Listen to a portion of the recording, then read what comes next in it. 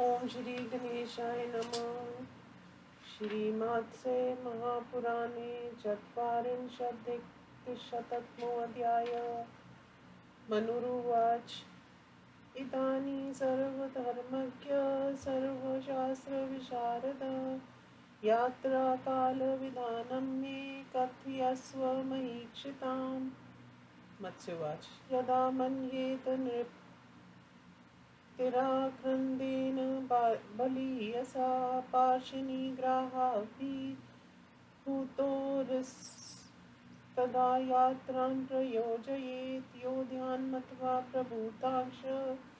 प्रभूतं च बलं मम मूलरक्षासमर्थोऽस्मिन् तदा यात्रां प्रयोजयेत् अशुद्धपार्श्वन् निरपर्तीर्णं तु यात्रां प्रयोजयेत् पार्श्वनां ग्राहाधिकं सैन्यं मूले निक्षिप्य च व्रजेत् चैत्रां वा मार्गशीर्षया वा यात्रां यायनराधिपा चैत्रां पश्येत् च नैदात्क्यं हन्ति पुष्टि च शार्दिमा एतदेव विपर्यस्तं मार्गशीर्षा नराधिपा शत्रो वा वयस्सनेयायात काले सुदुर्लभा दिव्यान्तरिक्ष क्षति जैरुत्पाते पीडितं परं षडक्षपीडासतप्तं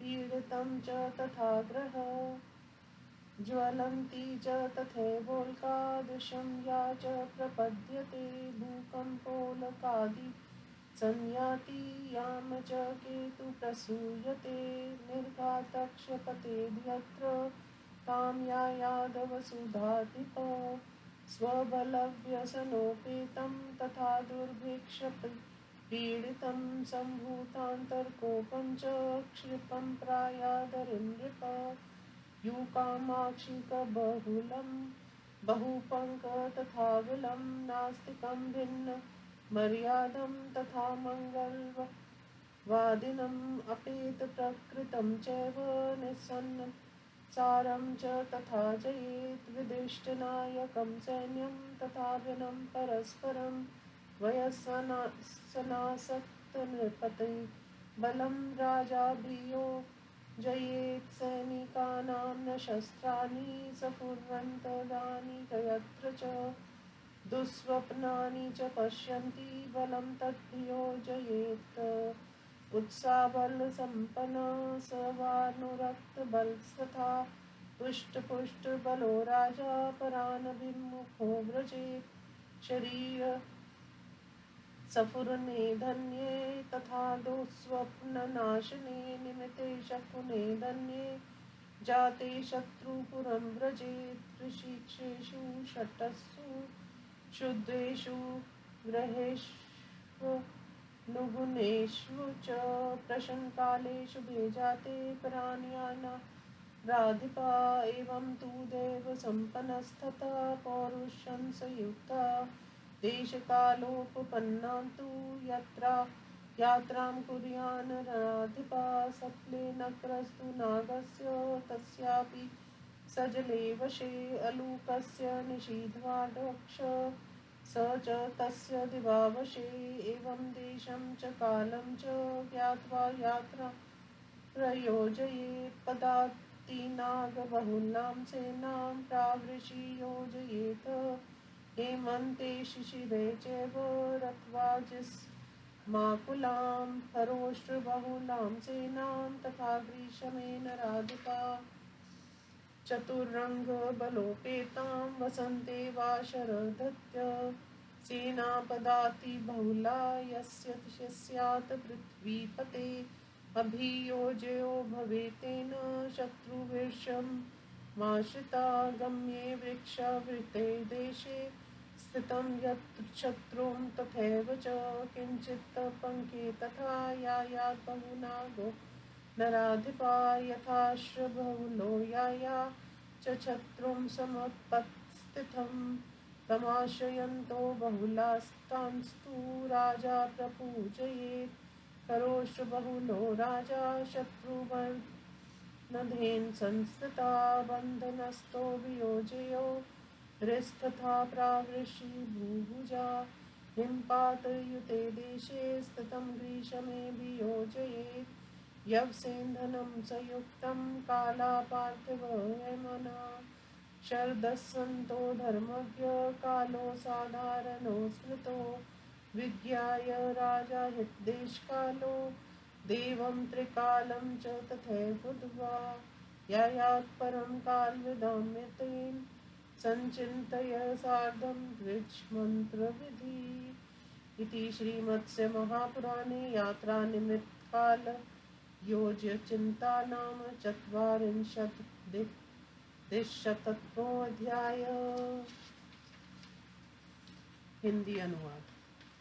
मनु जी ने कहा, संपूर्ण धर्मों के ज्ञाता एवं सर्व शास्त्र विशारद भगवान, अब आप मुझसे राजाओं के यात्रा कालिक विधान का वर्णन कीजिए। मत्स्य भगवान ने कहा, जिस समय राजा अपने को किसी भयंकर युद्ध से घिरा हुआ तथा सीमावर्ती शत्रु का राजित समझ ले, उस समय उसे यात्रा कर देनी चाहिए। साथ ही जब वह ये समझ ले कि हमारे पास बहुसंख्यक योद्धाएं, हमारी सेना बहुत बड़ी और मैं अपने दुर्ग की रक्षा करने में समर्थ हूँ, उस समय उसके लिए यात्रा करना उचित है। सीमावर्ती राजा के शत्रु बन जाने पर राजा को यात्रा नहीं करना चाहिए। उस समय वह पार्श्ववर्ती राजा से अधिक सेना प्राप्त कर यात्रा कर सकता है। राजा को चैत्र या मार्गशीर्ष की पूर्णिमा को दिव्यज्यार्थ यात्रा करनी चाहिए। चैत्र पूर्णिमा को यात्रा करने वाला ग्रीष्म ऋतु का दर्शन करेगा तथा शरतकालीन शीत भय से रहित रहेगा। ठीक इसी प्रकार का परिवर्तन मार्गशीर्ष पूर्णिमा को यात्रा करने से होता है, अथवा शत्रु के आपत्ति में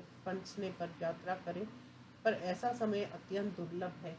जो दिव्य अंतरिक्ष एवं पृथ्वी जन्य उत्पातों से पीड़ित, हाथ पैर आदि 6 इंद्रियों की पीड़ा से संतप्त तथा ग्रहों द्वारा पीड़ित हो, ऐसे शत्रु राजा पर विजय यात्रा करनी चाहिए। जिस दिशा में जलती हुई उल्का गिरती है, उस दिशा में भूकंप आदि उत्पात अधिक होते हैं तथा पुच्चल तारा उदित होता है, उसी दिशा में राजा को विजय यात्रा करनी चाहिए। जो अपनी सेना के विद्रोह से युक्त, दुर्भिक्ष से पीड़ित तथा आंतरिक विद्रोह से प्रभावित हो, ऐसे शत्रु पर राजा को तुरंत आक्रमण कर देना चाहिए। जिसके देश में ढील, मक्खी, कीचड़ और गंदगी की बहुतायत हो, जो नास्तिक, मर्यादा रहित, अमंगलवादी, दुष्चरित्र और पराक्रमहीन हो, ऐसे शत्रुओं को वश में कर लेना उचित है। जिस राजा की प्रजा या सेना नायक उसका शत्रु हो गया हो, अथवा उसके मंत्री सेना आदि में भी परस्पर विद्वेष हो, वह स्वयं किसी विपत्ति में पड़ गया हो, ऐसे शत्रु पर अपनी सेवा को चढ़ाई का आदेश दे देना चाहिए। जिस राजा के सैनिकों के अस्त्र एवं अंग प्रस्फुरित न होते हों तथा उन्हें बुरे स्वप्न दीख पड़ते हों, उन पर धावा बोल देना चाहिए। उत्साह एवं पराक्रम से संयुक्त तथा अपने में अनुराग करने वाली संतुष्ट एवं परिपुष्ट विशाल सेना से संपन्न राजा शत्रुओं पर आक्रमण कर दे।